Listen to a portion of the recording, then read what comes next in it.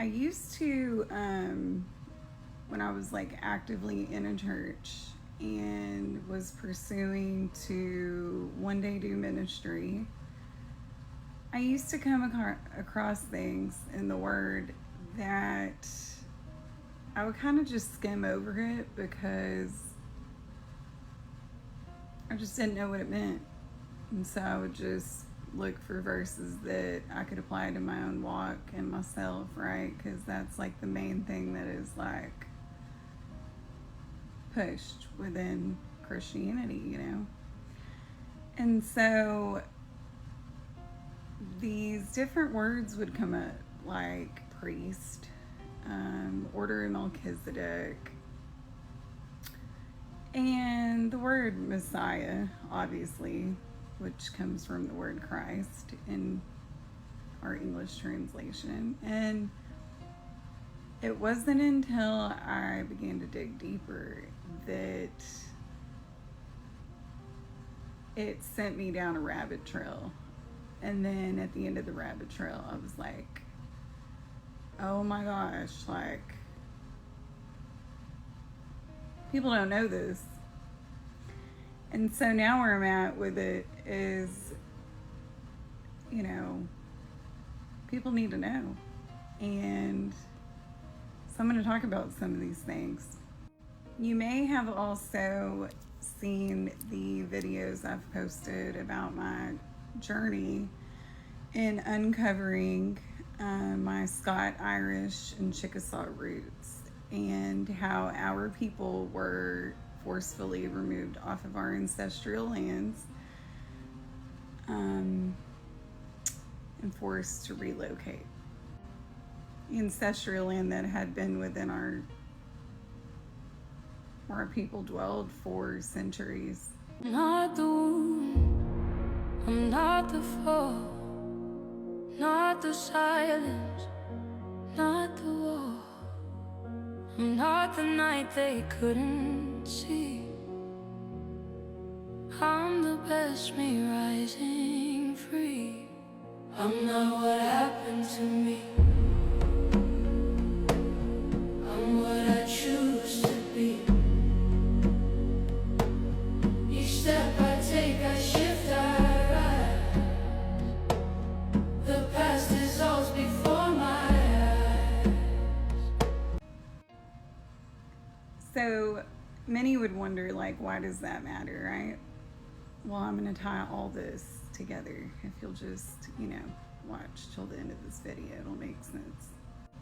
So when I was considering going into ministry, I started to uncover things within the New Testament, and I started to ask questions.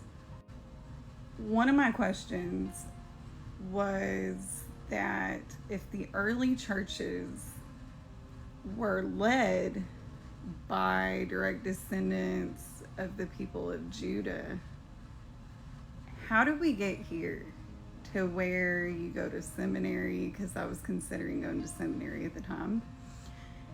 How did we get here to where you can be anybody? You go to a school and you pay, in my case, I would have had to have paid $80,000 to do something that Messiah freely gave to his own people from the tribe of Judah. And that led me down a humongous rabbit trail. So the original leaders of the real word would be a gathering of people. The word synagogue, where you get the word church from in the English translation, those people had to do with Messiah's own flesh and blood. They were people of his own nation, people related to his same ancestors, people with their own culture, with their own traditions, their own ceremonies, and their own languages. Those languages were Aramaic, Greek, and Hebrew. Years later, I would come across the covenant with King David, the Creator made, where there would always be a descendant on his throne. and it was passed down through lineage, through his descendants. And I also came across the term priest and priesthood, and I did not understand it. That was one of those words I would just skim over. And so I did some digging. I went back through the Old Testament, I went through the prophets, and all through the New Testament, and I found that it's a long history of a people of 12 tribes that were given a promise and a covenant, much like an agreement. And if they kept the agreement, they would be blessed. And if they didn't keep the agreement, then the curses written within the instructions Creator gave them would fall upon them. This is laid out in Deuteronomy 27 and 28.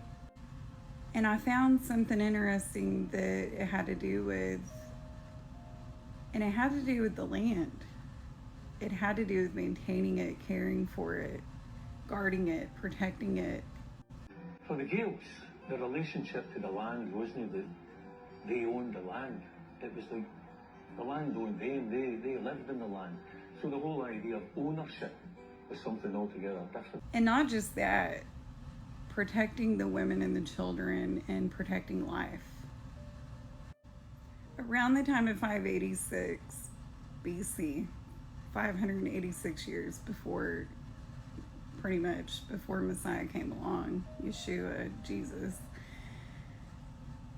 the people of Judah were removed, and the house family is that word in Hebrew. So if you see house, just know it means family.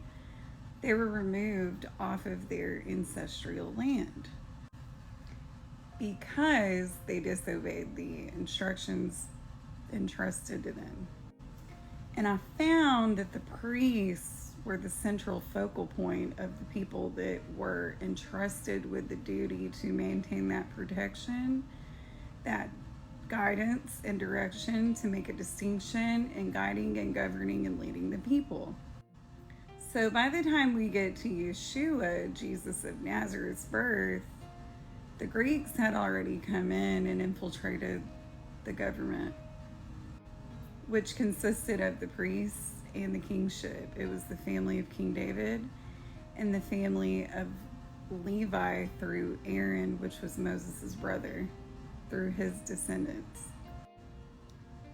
Then I came across Jeremiah chapter 33, which basically in a nutshell says, in the time when everybody was saying, oh, hope is lost, innocence, because they were being taken off their ancestral lands into Babylon by Nebuchadnezzar, a lot of people were doubting if the two families still had the authority to govern. And Creator spoke through the prophet Jeremiah and said they did, and that they will, forever.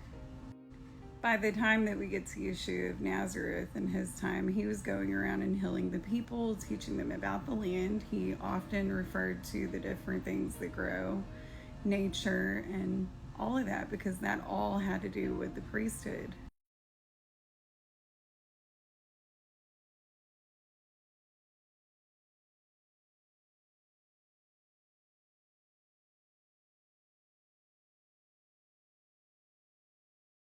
I'm a Chickasaw Indian from the state of Oklahoma, and also a storyteller.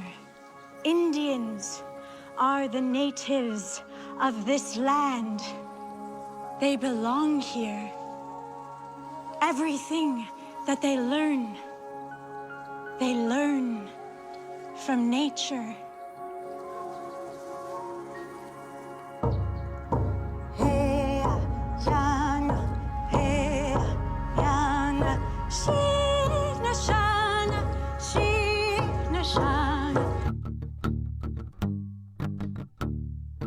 Give me wings, Lord, so I can fly away.